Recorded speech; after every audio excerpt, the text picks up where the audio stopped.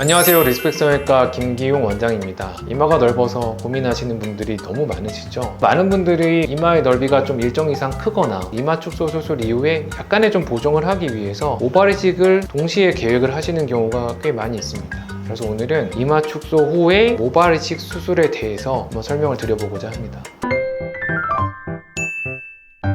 아무래도 이제 이마 축소 수술을 하게 되면 어느 정도 흔적이 남는 것에 대해서 고민을 하시는 경우들이 있죠. 사실 대부분의 경우에는 이러한 흔적은 크게 남진 않습니다. 모발이식이 따로 필요한 경우는 흔치 않으나 이마의 넓이가 어쨌든 여전히 넓은 경우, 특히 이마의 높이보다는 측면부, 양쪽이 좀 넓은 경우가 추후에 모발이식 수술을 계획을 하게 되는 이유인 경우가 많습니다. 아무래도 이마 축소 수술이라는 거는 수술적인 특성상 전체적인 높이를 낮추는 데 좀 더 특화되어 있고요. 모발이식 수술은 어디에도 할 수 있지만 가장 자연스럽고 좋은 결과를 보이는 건 특히 측면부, 우리가 관자놀이 부분이나 혹은 M자로 이어지는 이 라인이 있죠. 이 부분에 모발이식을 했을 때가 결과도 가장 좋고 심지어 생착률이 조금 낮더라도 어색해 보이지 않을 수 있는 그런 결과를 좀 얻을 수 있는 지역이거든요. 실제로 그런 이유로 저도 모발이식 수술을 종종 진행하고는 합니다. 아무래도 이제 그렇게 될 경우에는 처음부터 우리가 이마 축소를 하고 후에 모발이식 할 것들을 아예 알고 있기 때문에 처음에 이마 축소 수술을 할 때부터 모발이식을 고려하는 디자인을 하게 됩니다. 그래서 최종적으로 가장 좋은 모습이 이루어질 수 있는 것들을 감안하여서 처음에 이마 축소 수술을 시행을 하고 대개 3에서 한 6개월 정도 지나서 수술한 부위의 피부가 좀 더 부드러워지고 나서 모발이식을 시행을 하게 됩니다. 이렇게 했을 때 장점이 상당히 많이 있죠. 일단은 가장 최대의 용적을 줄일 수 있다는 점, 그리고 또 하나의 장점은 이마 축소 수술과 모발이식 수술이 각각 최대 장점을 발휘할 수 있는 공간을 나눠서 진행을 하기 때문에 가장 좋은 결과를 얻을 수 있다는 점이 되겠습니다. 보너스로 좀 얻을 수 있는 것들이 있다면은 앞서 말씀드린 대로 이 수술의 순서에 따라서 이마 축소 수술을 하고 나서 혹시라도 좀 남게 되는 흔적들에 대한 부분들을 보강할 수 있다는 점, 이 점도 굉장히 중요한 장점이 되겠습니다.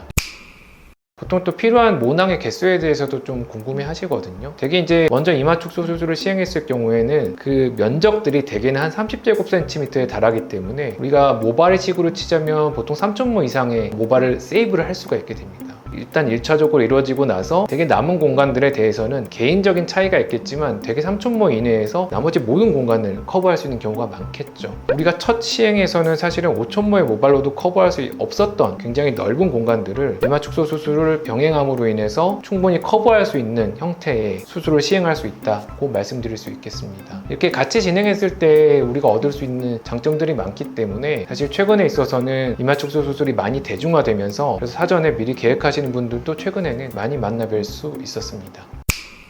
오늘은 이마 축소 수술 이후에 모발이식을 하는 경우 수술의 이제 간격과 장점, 그리고 어떻게 이제 시행이 실제로 되는지에 대해서 말씀드렸습니다. 더 궁금증이 있으시다면 오늘 언제든지 편하게 방문하셔서 개인에 특화된 답변을 드리니까 부담 없이 찾아주시면 좋겠습니다. 이상 리스펙 성형외과 김기용 원장이었습니다. 감사합니다.